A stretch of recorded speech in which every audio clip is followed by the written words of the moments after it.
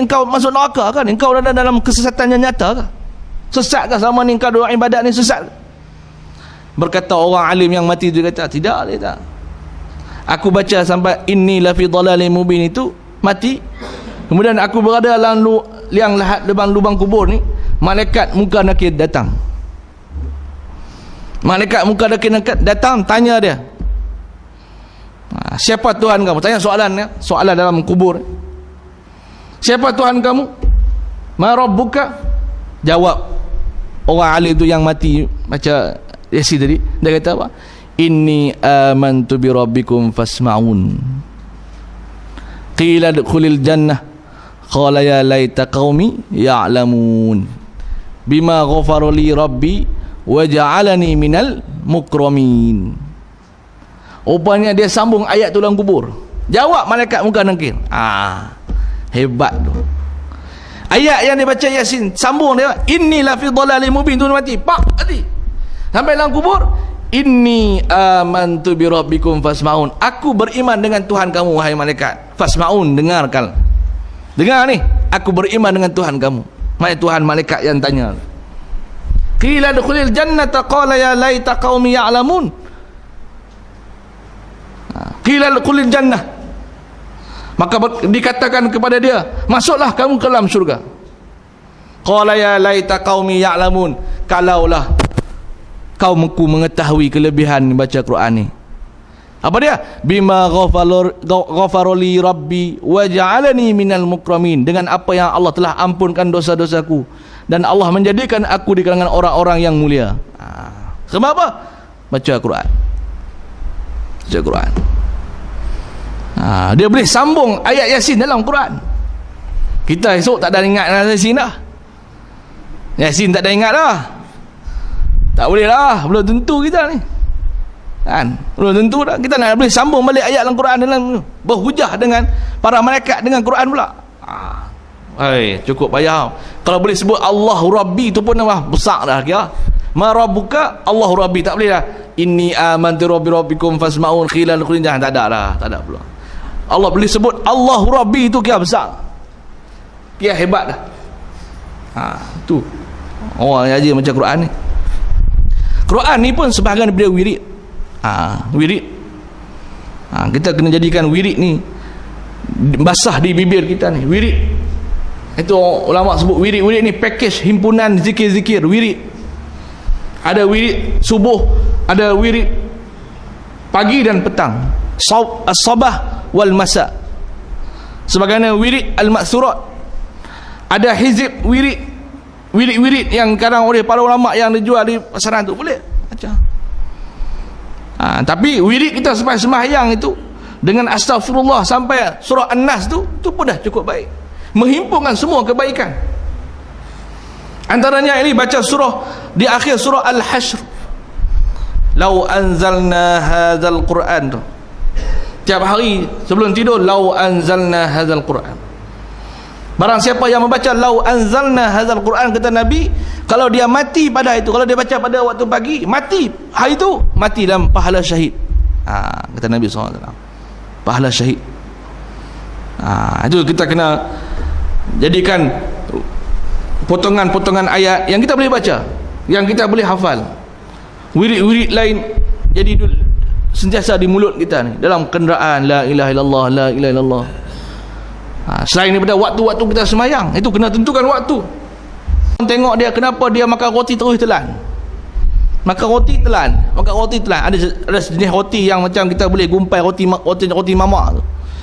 Kita gumpai macam ni, cicah dengan ayak telan dia. Tak payah gigit dah, tak payah kunyah. Ada macam roti mamak. Kita boleh gumpai, cicah kopi masuk dalam mulut telan dia, tak payah gigit dia punya lembut. Ada agak orang Arab ada satu jenis roti tu, dia tak makan roti lain ni jenis liat apa semua ni. Lalu dia selalu beli roti khas yang dia tak perlu kunyah. Dia makan gampang minuman dia telan. Orang tanya, wahai orang alim, kenapa duk telan je roti ni, tak gigit?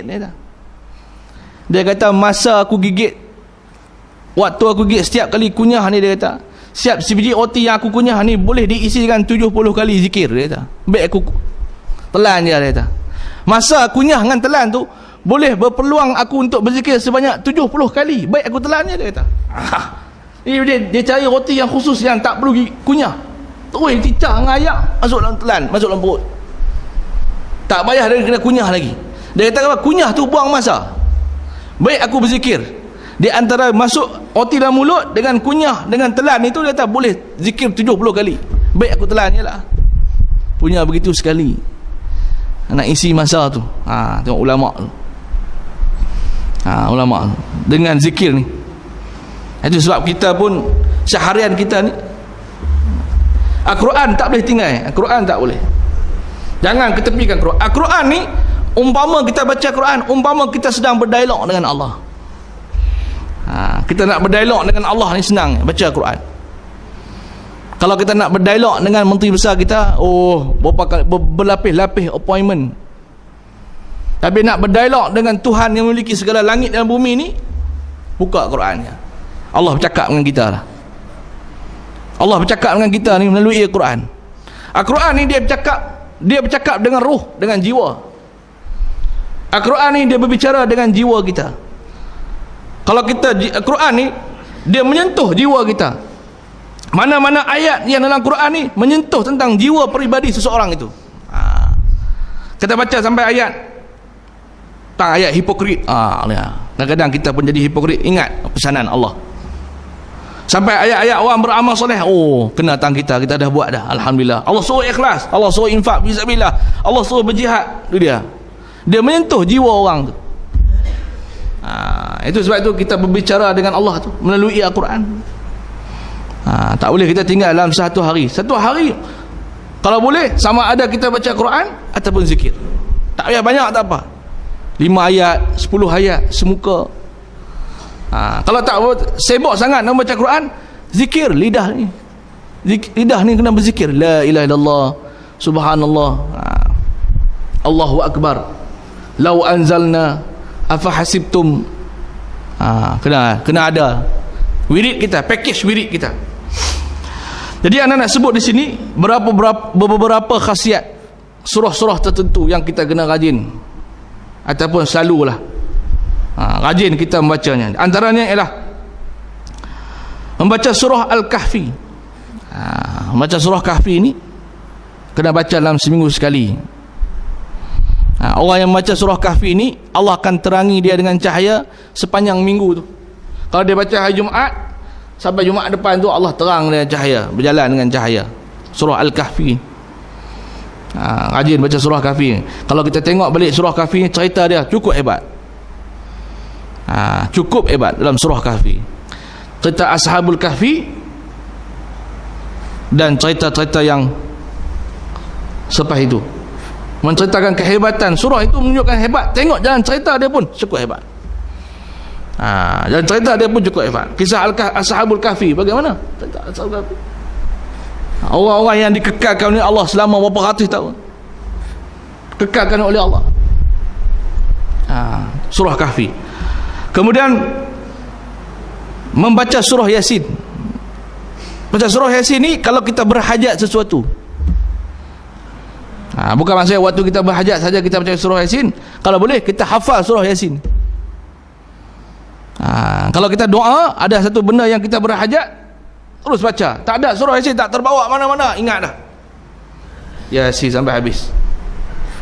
Kalau kita ada hajat apa? Anak nak masuk universiti, anak nak masuk, nak periksa, apa lagi hajat, apa-apa hajat yang baik di dunia ini, maka kita boleh menggunakan surah Yasin untuk baca dia, kemudian doa. Baca Al-Quran, doa.